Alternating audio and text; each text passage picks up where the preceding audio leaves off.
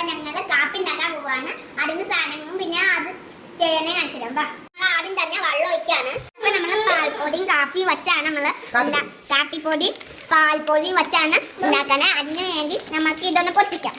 നമുക്ക് വെള്ളം ചൂടാവണ വരെ നമുക്കൊന്ന് വെയിറ്റ് ചെയ്ത് കൊടുക്കാം. കഴിച്ചിട്ടില്ലാത്ത കാപ്പിപ്പൊടി ഇട്ടെടുക്കാം. അല്ല പൊടി ഇട്ടെടുക്കാം.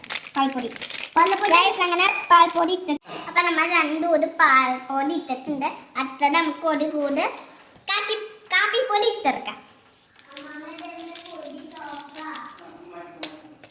അപ്പൊ നമുക്ക് വെള്ളം തിളയ്ക്കുന്ന വരെ ഇത് വെച്ചിടാം. തിളച്ച വെള്ളം അപ്പൊ നമ്മൾ കാപ്പിലോട്ട് ഒഴിക്കാൻ പോവാണ്. അപ്പൊ നമുക്ക് കാപ്പിലോട്ട് ഒഴിക്കാൻ പോവാം. അങ്ങനെ തിളച്ച വെള്ളം നമ്മളിലോട്ട് ഒഴിച്ചിട്ടുണ്ട്. നമുക്ക് പഞ്ചസാര ഇട്ടിട്ടുണ്ട്. ഒരു 2-3 സ്പൂൺ. അപ്പൊ ഇത് പിള്ളേർ കുടിക്കാൻ പാടില്ല. ഞാൻ ഇച്ചിരി വലുതായതുകൊണ്ട് കുടിക്കണം.